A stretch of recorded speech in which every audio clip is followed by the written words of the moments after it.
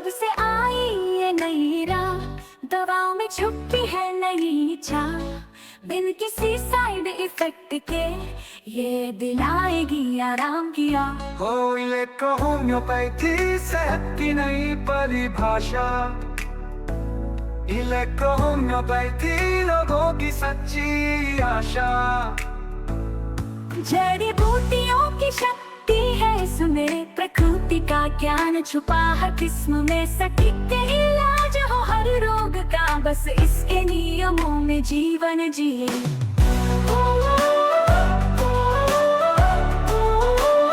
Electro homeopathy निचुल है इसकी भाषा। इलेक्ट्रो होम्योपैथी रोगों की सच्ची आशा।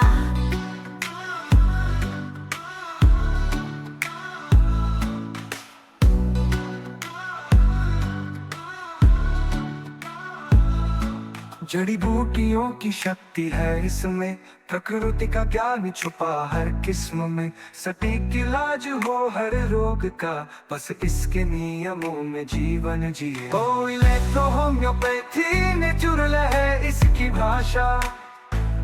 इलेक्ट्रो होम्योपैथी सच्चा इलाज है इसका दावा। डॉक्टर मनीष पाटीदार ने हमें बताया, इस राह में सच्चाई का साया। रोग मिटेंगे दर्द मिटेंगे, सहज उपाय है हर जगह फैलाया।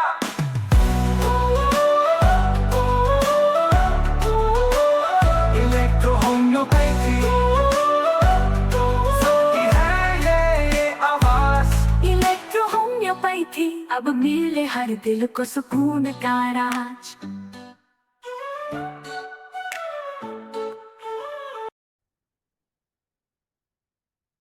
नमस्कार साथियों, मैं आपका दोस्त आपका साथी इलेक्ट्रो होम्योपैथी चिकित्सक जितेंद्र गुर्जर आपका अपने YouTube चैनल नवजीवन इलेक्ट्रो होम्योपैथी क्लिनिक पर हार्दिक स्वागत करता हूं।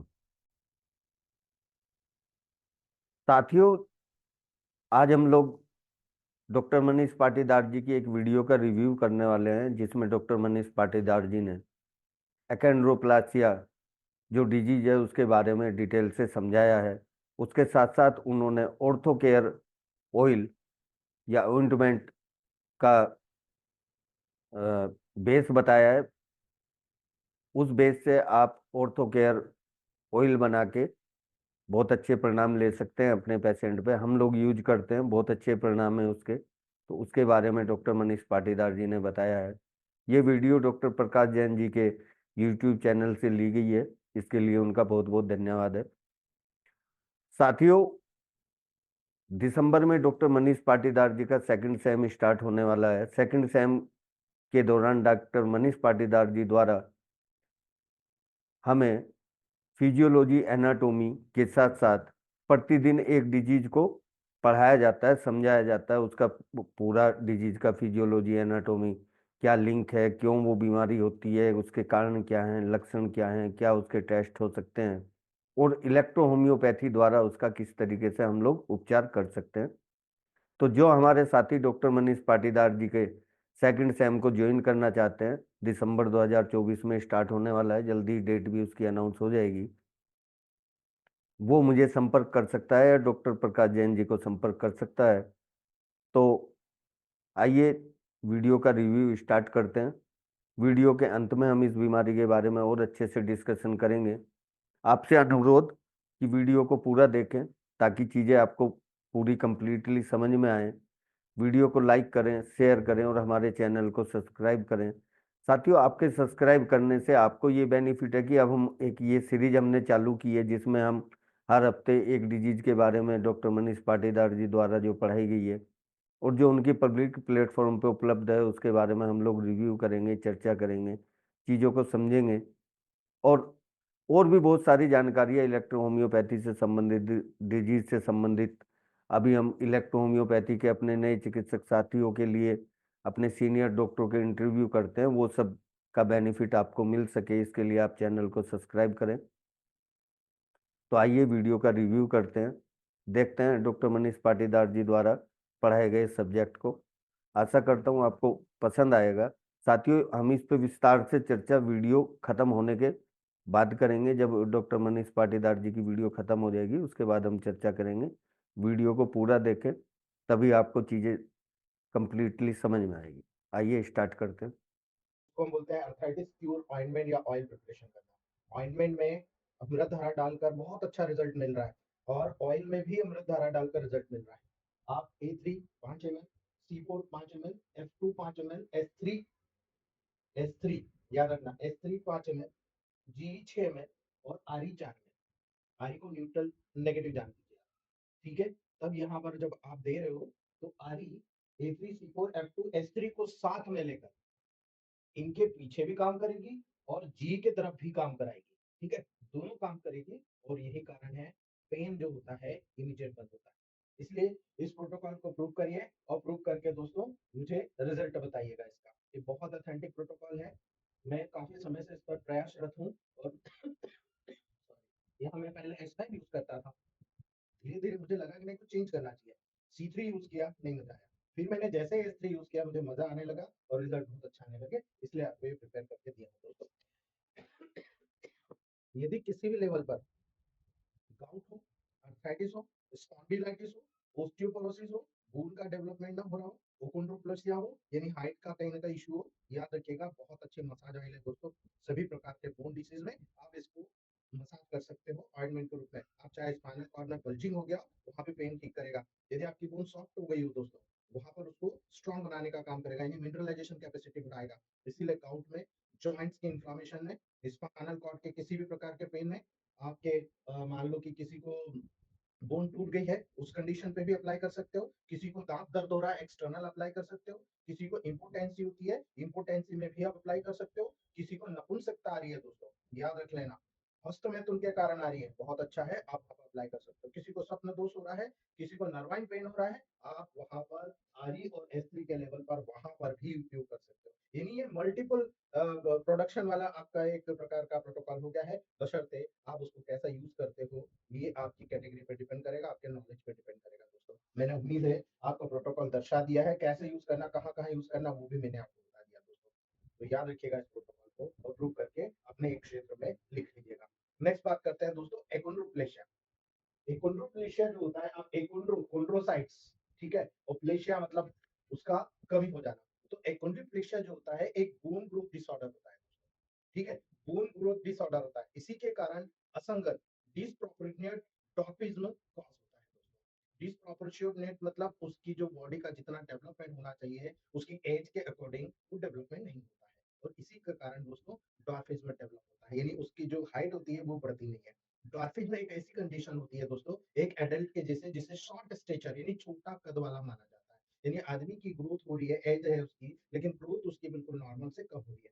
ऐसे लोग जो एकोंड्रोप्लेसिया के साथ होते हैं दोस्तों, हमेशा शॉर्ट स्टेचर के होते हैं, और इसी के साथ में दोस्तों नॉर्मल साइज का टॉर्सो और शॉर्ट लिम्ब होता है। बिल्कुल उसी हाइट के लेवल पर, जितनी हाइट है उसी के अकॉर्डिंग उसके टॉर्सो और हैंड का लेवल आपको नजर आएगा दोस्तों।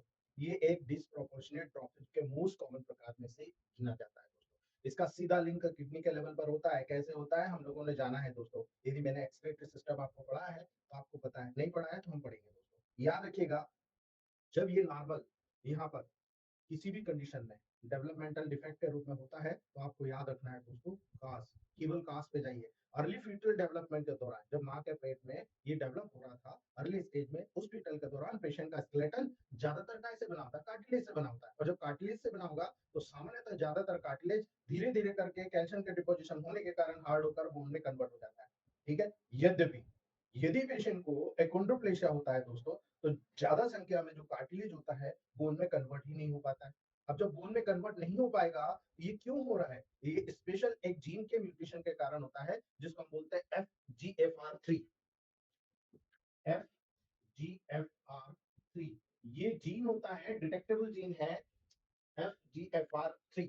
ये जीन के म्यूटेशन की वजह से वहां पर देखने को मिलता है, और इसी के कारण दोस्तों हमारी बॉडी को ऐसे प्रोटीन के बनाने में और मेंटेनेंस करने में GFR मदद करता है दोस्तों, जो बोन ग्रोथ के लिए आवश्यक होते हैं। जब इसमें ही म्यूटेशन हो जाएगा तो बोन ग्रोथ कैसे होगी दोस्तों? बिल्कुल नहीं होगी। और इसीलिए FGFR3 जीन में म्यूटेशन के कारण ये प्रोटीन वहां पर ओवर एक्टिव हो जाता है। अब जब ओवर एक्टिव हो जाएगा तो नॉर्मल स्केलेटल के डेवलपमेंट के साथ इंटरफेयर करेगा, ठीक है। और ओवर एक्टिव होकर जब उसके साथ इंटरफेयर करेगा तो डेफिनेटली आप जाके देखेंगे वहां पर बोन की ग्रोथ बढ़ने के बजाय शॉर्ट स्टेचर उसकी चौड़ाई बढ़ जाती है और यही कारण है वो ठिंगना हो जाता है, छूटेगा, शॉर्ट स्टेचर का हो जाता है। इसलिए कैरेक्टरिस्टिक फीचर का अगर आप जीफार का देखोगे तो किडनी से बहुत बड़ा संबंध होता है, याद रख लेना दोस्तों। इसलिए आपको याद रखना है, जब एक्सक्रीटरी सिस्टम अभी आपने पढ़ा है और नहीं पढ़ा है तो मैं पढ़ाऊंगा, जब याद रखना एकोंड्रोप्लेसिया होने के जितने भी सिम्टम आप देखोगे जनरली इनमें नॉर्मल इंटेलिजेंस लेवल पाया जाता है। आप और मैं जैसा सोच रहे हैं वैसे ही वैसा इंटेलिजेंस लेवल उसमें पाया जाएगा, लेकिन उसके जो बॉडी का जो डेवलपमेंट होगा वो शॉर्ट स्टेचर होगा। यानी इसके सिम्टम्स फिजिकल होते हैं, मेंटल नहीं होते, याद रख लेना। इस पेशेंट के सिम्टम फिजिकल होते हैं, शारीरिक होते हैं, मेंटल नहीं होते हैं। इसीलिए बर्थ के समय चाइल्ड के इस प्रकार की कंडीशन देखने को मिलती है और उसी के अकॉर्डिंग अगर आप वहाँ पर ट्रीटमेंट कर जाते हो दोस्तों, कोई दिक्कत नहीं है, आपका पेशेंट बहुत जल्दी रिकवर हो सकता है यदि अर्ली स्टेज में हमारे पास आया। लेटर स्टेज में जब 18-21 साल हो जाएगी, बोन का डेवलपमेंट खत्म हो जाएगा, एक बार में बोन का कैल्शियम जितना भी आपके बॉडी में डिपॉजिट होता है 18 से 21 साल में हो जाता है, हाइट इतनी जो थी बोन का जो फ्यूजन या ऑसिफिकेशन होता है वो हो जाता है, उसके बाद कोई दुनिया का डॉक्टर वहां पर उसको ठीक नहीं कर सकता। इसलिए याद रखना, एक शॉर्ट स्टेचर एज और सेक्स के हिसाब से जो एवरेज होना चाहिए वो नहीं होता। एज और सेक्स के साथ मेल या फीमेल जो उसको होना चाहिए वो नहीं होता है दोस्तों, उसको हम कहते हैं एकोंड्रोप्लेसिया। शॉर्ट, जब आप आर्म देखोगे शॉर्ट है, लेग्स देखोगे स्पेशली अपर आर्म और थाइज देखोगे बॉडी हाइट के कंपैरिजन में बहुत शॉर्ट होती है दोस्तों। शॉर्ट आर्म होगा, लेग्स स्पेशली अपर आर्म और जो थाइज होगी बॉडी हाइट के कंपैरिजन में बहुत छोटा होता है दोस्तों। और इसीलिए शॉर्ट फिंगर, छोटी छोटी फिंगर होती है, इसमें रिंग और मिडिल फिंगर एक दूसरे से दूर होती है। जब डेवलपमेंट देखोगे तो रिंग फिंगर और जो मिडिल फिंगर होती है दोस्तों वो दोनों एक दूसरे से काफी गैप में होती है। यही कारण है, ये सबसे बड़ा डायग्नोस होता है। आप जब भी किसी बच्चे के हाइट का ट्रीटमेंट करते हो उसकी आप रिंग फिंगर और जो मिडिल फिंगर होती है इन दोनों के बीच में गैप को देखा करो। गैप को देखने से पता लगता है कि इसको कहीं ना कहीं बोन या न्यूट्रिशन की कमी नहीं, इसको डायरेक्टली बोन के डेवलपमेंट वाली एकोंड्रोप्लेसिया के लेवल पर आपको सीधा ट्रीटमेंट करना पड़ेगा। इसलिए याद रखना, बॉडी की तुलना में लॉन्ग हेड बैठेंगे तौर पर दिखेगा आपको, यानी बॉडी से बड़ा सिर नजर आ रहा है, बड़ा एकदम नजर आ रहा है, ये आपको देखने को मिलता है।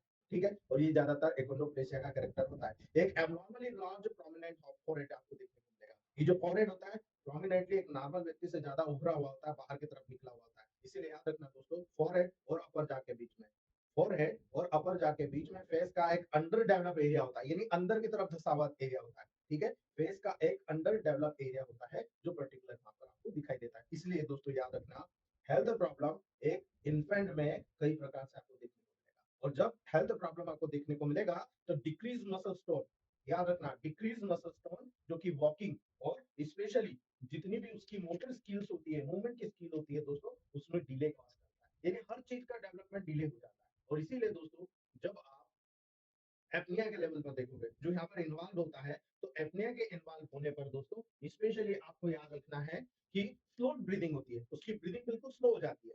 ठीक है, और यही कारण है दोस्तों इस ब्रीफ पीरियड के दौरान ब्रीदिंग के स्टॉप होने का सिम्टम वहां पर फील होता है, यानी उसको ऐसा लगता है कि मैं ज्यादा मूवमेंट करूंगा या ज्यादा कोशिश करूंगा मेरी ब्रीदिंग रुक जाएगी। इसलिए याद रखना, हाइड्रोसिफ्लस या वाटर ब्रेन में कलेक्ट हो जाता है, याद रख लीजिएगा, हाइड्रोसिफ्लस या जो वाटर होता है उसकी ब्रेन में कलेक्ट हो जाता है, इसलिए सारी प्रॉब्लम्स आपको देखने को मिलती है। स्पाइनल स्टीनोसिस होता है जिसमें स्पाइनल कैनाल का नरिंग होना हो जाता है, याद रखिएगा, स्पाइनल स्टीनोसिस होता है जिसमें स्पाइनल कैनाल का नरिंग हो जाता है, स्पाइनल कैनाल क्या होगा, सकरा हो जाएगा, इसी के कारण स्पाइनल कॉर्ड कंप्रेस होता है दोस्तों। यही कारण है स्पाइनल कॉर्ड उसका कंप्रेस हो जाता है, दबा होता है, और यही कैरेक्टर नॉर्मल कंडीशंस में आपको देखने को मिलता है।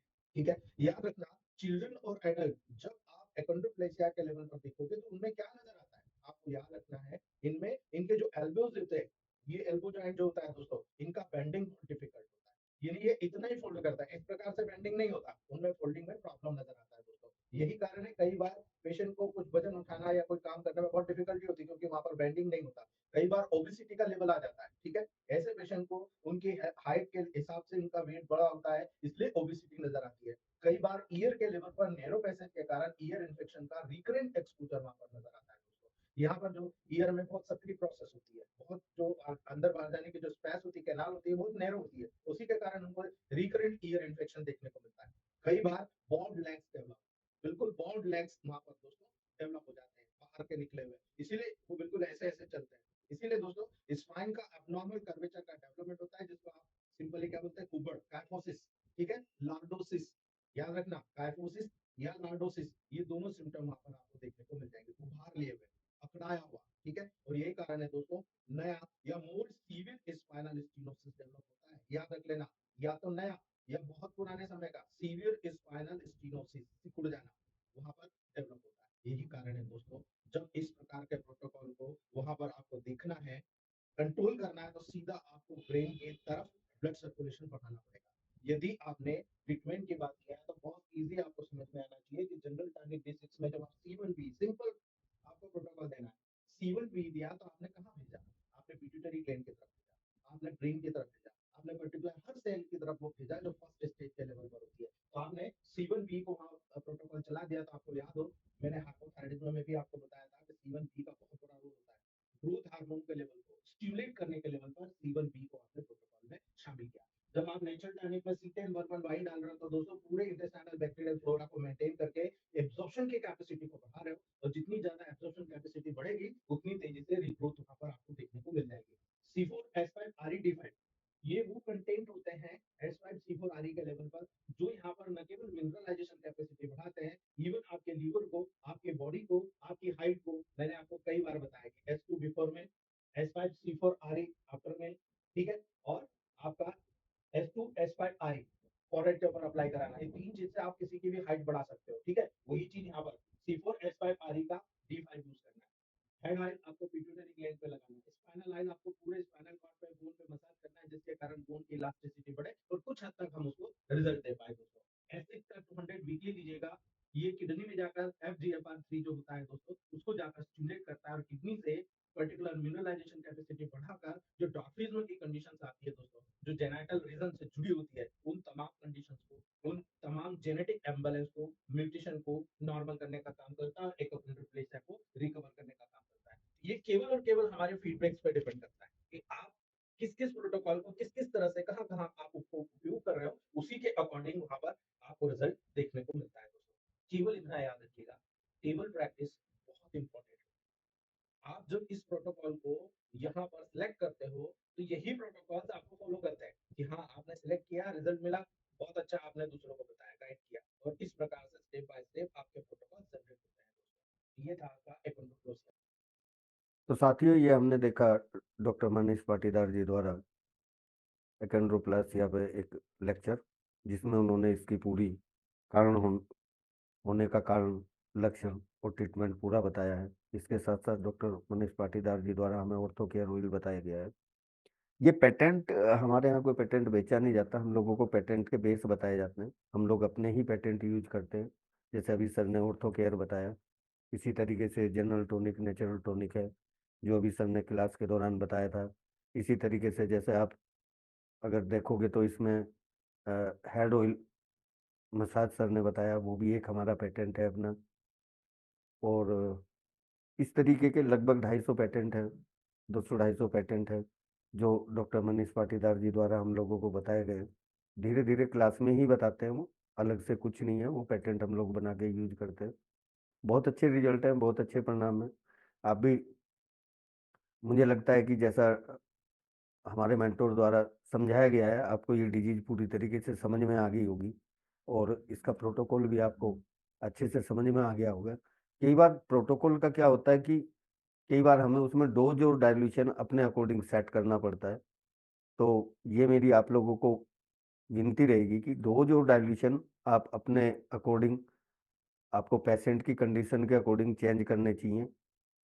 ऐसा नहीं है कि जैसा सर ने डोज बताया है आपको, आप उसी हिसाब से देंगे। जैसा आपका पेशेंट है, उसको साथ में और क्या सिम्टम है और क्या समस्याएं हैं, आप उस तरीके से यूज करेंगे, आपको ज़बरदस्त रिजल्ट आएंगे। अगर आप भी हमारी फैमिली के सदस्य बनना चाहते हैं, तो दिसंबर से डॉक्टर मनीष पाटीदार जी का मॉर्निंग में सेकंड सेम स्टार्ट होने वाला है। उसके लिए आप मुझे संपर्क कर सकते हैं, डॉक्टर प्रकाश जैन को संपर्क कर सकते हैं। इसी तरीके की और वीडियो देखने के लिए और जानकारी भरी वीडियो देखने के लिए आप मेरे चैनल को सब्सक्राइब करें, वीडियो को लाइक करें, शेयर करें। और हम बेहतर और क्या कर सकते हैं आप लोगों के लिए, अपने नए चिकित्सक साथियों के लिए हम और बेहतर क्या कर सकते हैं, आप कमेंट करके मुझे बता भी सकते हैं। और वीडियो को अंत तक देखने के लिए आपका बहुत बहुत धन्यवाद। आशा करता हूँ मेरा प्रयास आप लोगों को पसंद आ रहा होगा। नमस्कार।